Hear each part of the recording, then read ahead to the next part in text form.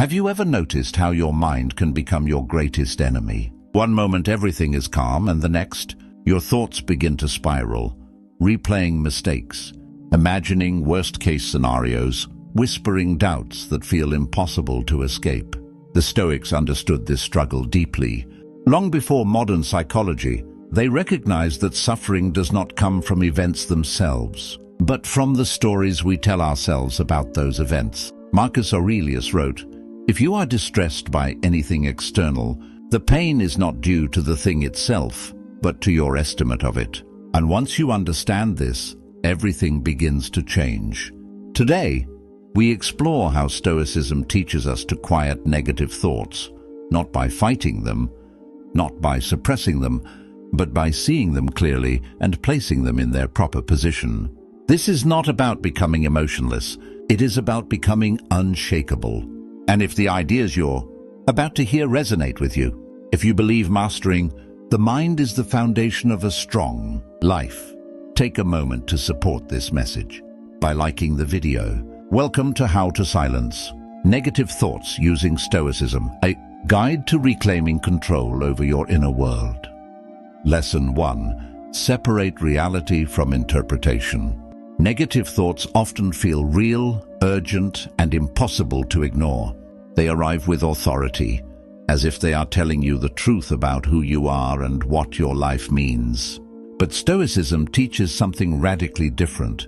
Thoughts are not facts, they are interpretations. The mind does not simply record reality, it comments on it.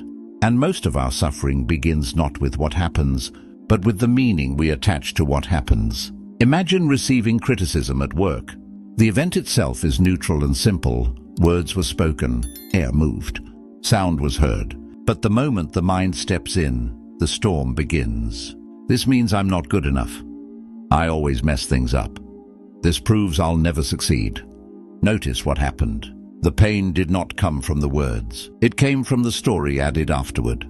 Epictetus explained this clearly when he taught that it is not events that disturb us, but the judgments we form about them. Once you truly understand this, distance appears. And in that distance, power returns. Now, instead of being swallowed by the thought, you can examine it. Ask yourself slowly and honestly, what actually happened? What part of this is observable fact? What part of this is my interpretation, my fear, my habit, my past speaking? When you strip away the added story, something remarkable happens. The emotional intensity weakens. The thought loses its grip. You are no longer inside the storm. You are watching it pass. This is not denial. This is clarity. And if this distinction between reality and interpretation has already given you a sense of control, take a moment to support this message by liking the video. It helps this Stoic wisdom reach others who need it. Also, leave a comment below and write exactly this sentence. I observe my thoughts, I do not obey them. This simple act reinforces the lesson, not just for the algorithm, but for your own mind. Because the moment you learn to separate what happens from what you tell yourself about what happens, you take the first real step toward freedom. Lesson 2. Return control to what is yours. The Stoics divided life into two clear categories: what depends on you and what does not. This single distinction is one of the most powerful mental tools ever created. Negative thoughts often arise when you unknowingly cross this boundary. You begin trying to control what was never placed in your hands. Other people's opinions, how the past unfolded, outcomes you cannot guarantee, random events, or an imagined future that hasn't arrived. The mind exhausts itself chasing what cannot be commanded. But there is another side to this equation, the side where your true power lives. Your judgments, your actions, your values, your character. These are always yours. Every time a negative thought appears, pause and ask one quiet, decisive question. Is this within my control? If the answer is yes, then act with discipline and purpose. Improve what can be improved. Correct what can be corrected. Do what is required of you, fully and without complaint. But if the answer is no, then practice release. Not with frustration, not with denial, not with resentment. Release it with calm acceptance. because energy spent resisting the uncontrollable turns into anxiety, and energy directed toward what is controllable turns into strength, confidence, and self-respect. This is not passive thinking. This is strategic focus. If this lesson is helping you see where your real power lies, support this message by liking the video. It allows more people to reclaim control over their inner world. And in the comments, write exactly this sentence: I focus only on what is mine to control. Let that statement be a reminder to yourself and to others that peace begins the moment you stop fighting reality and start mastering what truly belongs to you. Lesson 3. Observe the mind without obeying it. Your mind produces thoughts the way the heart produces beats. Automatically, continuously, without asking for permission. And just as you don't question every heartbeat, you are not required to obey every thought. Not every thought deserves your attention. Not every thought deserves your belief. Stoicism teaches disciplined observation, the ability to witness the mind without becoming enslaved by it. This is not suppression. This is mastery. Imagine sitting beside a slow-moving river. Leaves drift past on the surface of the water. You don't chase each leaf. You don't jump in to stop them. You don't argue with the current. You simply watch. Negative thoughts work the same way. They appear, they pass. And when you stop identifying with them, they lose their power. Most suffering comes from confusion, from believing that every thought is you. But there is a crucial difference. You can say, I notice this thought, instead of, I am this thought. That single shift creates distance, and in that distance, choice returns. You begin to respond instead of react. You remain present instead of pulled into imagined futures or painful pasts. And slowly, peace begins to grow, not because life is easier, but because your mind is steadier. If this lesson resonates with you, if you are learning to observe without obeying, take a moment to like the video. It helps this message reach others who feel trapped by their thoughts. And in the comments, write exactly this sentence: I observe my mind, but I do not follow every thought. Let that statement anchor you, because when you learn to watch the mind without becoming it, you discover that you were never the storm. You were the one watching it all along. Lesson 4. Accept impermanence. Many negative thoughts are rooted in fear. Fear that pain will last forever, that a single failure defines who you are. That loss is permanent and irreversible. But the Stoics remind us of a simple, grounding truth. Nothing stays the same. Emotions rise and fall like waves. Circumstances shift, often without warning. Even the strongest storms eventually pass. Suffering becomes heavier when the mind insists, this will never end. But that thought itself is an illusion. When you feel overwhelmed, pause and remind yourself, this moment is temporary, not to minimize your pain, not to ignore what you're feeling, but to prevent the experience from consuming your identity. You are not your worst day. You are not this emotion. You are not this moment. Impermanence teaches perspective. It allows you to endure without collapsing and to hope without clinging.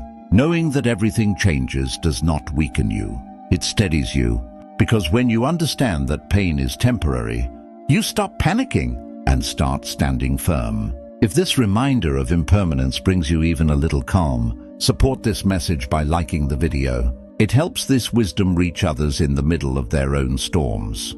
And in the comments, write exactly this sentence: this moment will pass and I will remain. Let that be your anchor, because the mind that understands impermanence cannot be easily broken. Lesson 5. Train gratitude as a discipline. Gratitude is not blind optimism. It is not pretending everything is fine. It is not ignoring pain or difficulty. Gratitude is clarity. Negative thoughts shrink your world. They narrow your attention until all you can see is what's missing, what went wrong, what should have been different. They convince you that fulfillment lies somewhere else, in a different future, a different version of yourself, a different life. Gratitude expands the world again. The Stoics understood that gratitude is not something you wait to feel. It is something you practice deliberately, a discipline of attention. They often practiced gratitude by imagining life without what they currently had. Not to create fear, but appreciation. Not to induce anxiety, but awareness. The breath you take without effort. The body that carries you through the day. The ability to see, to hear, to think. The quiet moments others never notice, but that quietly sustain your life. When you slow down enough to notice these things, something shifts. The mind stops chasing endlessly. Contentment begins to form, not because life is perfect, but because it is present. Gratitude also reshapes how you meet difficulty. It does not erase hardship, but it balances it. Even in struggle, there is often something stable beneath the surface. A lesson, a support, a chance to endure with dignity. When gratitude becomes a habit, negativity finds less space to grow. Not because problems disappear, but because perspective returns. You stop measuring your life by what you lack, and begin grounding yourself in what already exists. This is why the Stoics saw gratitude as a form of strength. A mind trained to recognize what is enough cannot be easily ruled by fear, resentment, or despair. Gratitude does not make you passive. It makes you anchored. And from that anchor, you move through life with steadiness, restraint, and quiet confidence. Lesson 6. Reframe adversity as training. The Stoics did not ask life to be easy. They did not expect comfort, certainty, or fairness. They asked for strong minds. In Stoicism, hardship is not an interruption of the path. It is the path. Every difficulty becomes practice. Every challenge becomes preparation. Every obstacle becomes material for growth. Marcus Aurelius captured this truth in a single line. The impediment to action advances action. What stands in the way becomes the way. What blocks you is not stopping you, it is shaping you. Negative thoughts often appear when resistance arises, when reality refuses to match expectation. But resistance does not have to harden into bitterness. It can be transformed into refinement. Ask yourself calmly and honestly, what is this teaching me? What strength is this demanding from me? What weakness is being exposed so it can be trained? Adversity reveals character the way fire reveals steel. Pressure does not create weakness, it exposes it. And once exposed, it can be strengthened. This perspective does not deny pain. It gives pain purpose. A setback becomes instruction. A failure becomes feedback. A hardship becomes conditioning for future trials. When you view adversity as training, suffering loses its power to imprison you. It no longer defines you. It develops you. In this way, pain becomes fuel, not a sentence. And the mind that understands this cannot be easily broken by circumstance. Lesson 7. Live according to reason, not emotion. Emotions are natural. They arise automatically, shaped by instinct, memory, and experience. But the Stoics were clear about one thing. Emotions are not leaders. If left unchecked, emotion demands immediate action. It urges reaction before reflection. It pulls the mind toward extremes: anger, fear, desire, regret. Stoicism teaches a different order. Reason must guide action, not impulse, not fear, not momentary emotion. This does not mean suppressing feeling or denying what arises inside you. It means creating a pause, a space where reason can assess what truly deserves a response. You can feel anger without becoming violent. You can feel fear without retreating. You can feel sadness without surrendering. Reason does not eliminate emotion. It governs it.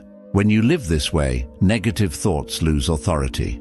They are no longer commands you must obey. They become signals, information to be evaluated, not orders to be followed. You begin to ask, is this thought useful? Is it true? Does acting on it align with my values? And if the answer is no, you let it pass. This is how inner freedom is built, not by force, but by judgment. Not by silence, but by clarity. If this final lesson speaks to you, if you are learning to let reason lead, take a moment to like the video. It helps this philosophy reach others seeking steadiness in a chaotic world. And in the comments, write exactly this sentence. I let reason lead, not emotion. Let that statement mark a commitment. Because the person who acts from reason cannot be easily shaken by passing feelings. And that is the foundation of true inner strength. The Stoics never promised a life without pain. They never said that misfortune, loss, or disappointment would be removed from your path. Life is full of challenges, storms, and moments that test every fiber of your being. What they promised instead was something far more profound. A life without unnecessary suffering. Negative thoughts will appear. They always do. They arrive unbidden, often at the worst moments. But when your mind has been trained in awareness, discipline, and calm judgment, they no longer control you. They are like clouds passing across a clear sky, visible, sometimes dark, sometimes fleeting, but never defining the sky itself. You are not here to silence your mind by force. You are here to master it through understanding. To see each thought for what it is, a signal, a message, a reflection, not a command. To recognize that feelings arise and fade, that circumstances shift, that pain can exist without destroying you.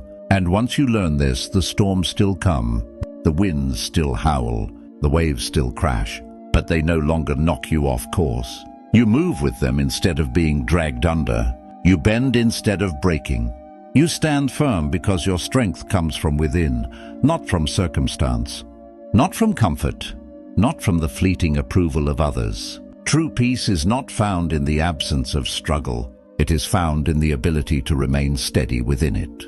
It is found in the knowledge that while life is unpredictable, your mind, your character, and your response are yours to guide. It is found in choosing what you control and letting go of what you cannot.